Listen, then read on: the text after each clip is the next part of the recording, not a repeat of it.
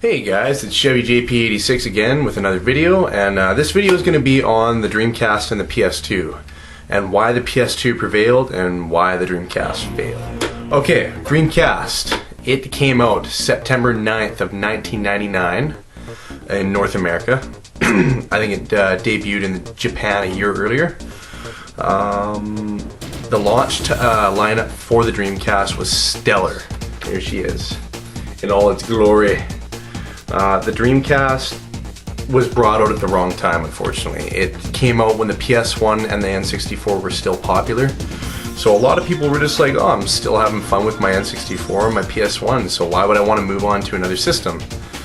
Well, there's quite a few reasons why you would want to move on to playing this console. For one, amazing shooters, like for Unreal Tournament back in 2001. I believe that came out. Yeah, 2001 Unreal Tournament, and then there was shooters before Unreal Tournament.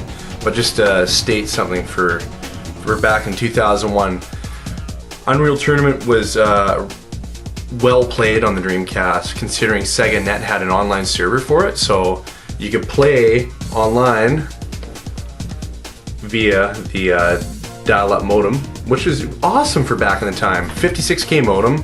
And really, there was barely any lag. Like I remember more lag on the Xbox than I did with this thing, because I actually had went over to a buddy's place and played some games on. I never actually had it myself. I never had any online for the system myself, but I did play online with the Dreamcast. And no, I was actually quite surprised how well it ran for a dial-up. So, but Unreal Tournament ran better on the system than it did on the PS2, and it ran smoother. At times it did get a little bit choppy when there's a lot of stuff going on, like when you're shooting and a bunch of explosions, but it ran choppier on the PS2 because I actually bought the PS2 version eventually, and I did not like it nearly as much as I did on the Dreamcast. Plus the controller layout for the Dreamcast is phenomenal for shooters. Like, it is so good. I like the old school layout for the shooters on the Dreamcast, so that's what won me over. But yeah, no. And the main reason why this died, and people say, oh, it's just because the PS2 did blow it out of the water, but Dreamcast wasn't capable of using DVD format. Now, the Dreamcast had a Naomi drive in it, and that's what they call the drive for the DC, as well as it. I think it used the same thing as Sega's arcades, but in disc form. So this drive was only capable of using GD ROMs as well as optical discs, so meaning CDRs, music discs, stuff like that. And it would actually read burnt music. So that's all it was capable of. GD discs, as in gigadiscs, that's what they would call them. And basically that's the way it sounds. Each disc holds a gig, and that's why Shenmue had, what was it, 3 discs that you actually had to use to play, and then the last disc was a passport disc to go online with. But yeah, no, that's really one of the downfalls of the Dreamcast. So you were still putting a lot of discs together to create one game for like, RPGs and stuff like that. But yeah, I think the only RPG that I know of that uses 2 discs, and the one that I know of at the moment anyways, would be Skies of Arcadia. Grandia didn't use 2 discs, it only had 1, and then the other disc was a music disc. So I actually thought it used 2 discs too, until I actually opened it up and seen that Grandia uses its game disc, and then there's a music disc that comes with it. So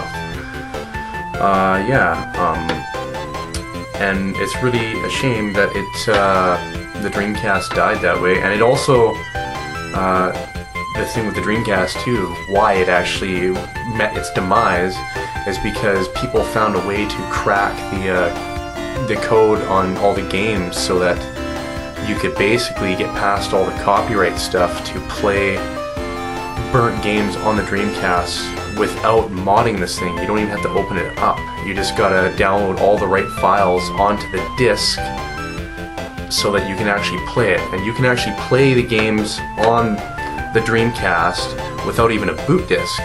Some games you need a boot disc for, depending on the game, but you can pretty much most of the time, all the games that I've actually got, you can play without booting it up. So you just put the game in and play as if you were playing an actual Dreamcast title. PS2 had its share of games that I loved and you couldn't get on any other console. And I mean, this is just the slim model. It opens from the top. DVD drive here. And yeah, no, this system was awesome. I mean, I've got actually the bigger version of this system down there. But yeah, no, I was really surprised with the PS2 after actually getting my hands on it after a while. Now I know all you guys are thinking that maybe I'm one-sided and I just like the Dreamcast, but that is not the case. Because the PS2 is an amazing console. Let me just get that through now. It is an awesome console. I mean, I have so many games for it, and so many good games too. And I mean, there are so many games on the PS2 that are just good. But I mean, when you got games like Persona and God of War 2, you know, Metal Gear Solid 3, Metal Gear Solid 2, Sons of Liberty, Metal Gear Solid, that's on the PS1, but that's that Essentials pack or whatever it is that you get all three of the games in one pack, which is kind of a cool pack. Star Ocean, you know, just it's an endless amount of games on the PS2, and it's got a phenomenal lineup, a fantastic lineup of just really good games, line after line after line.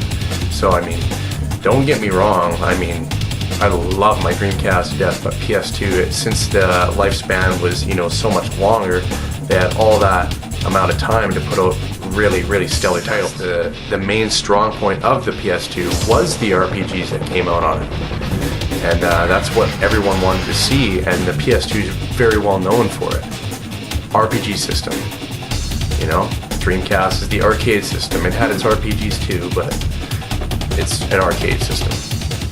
A lot of good games on the Dreamcast, but PS2 had all the good RPGs, and Xbox had all the really good shooters, because Xbox is the shooter system.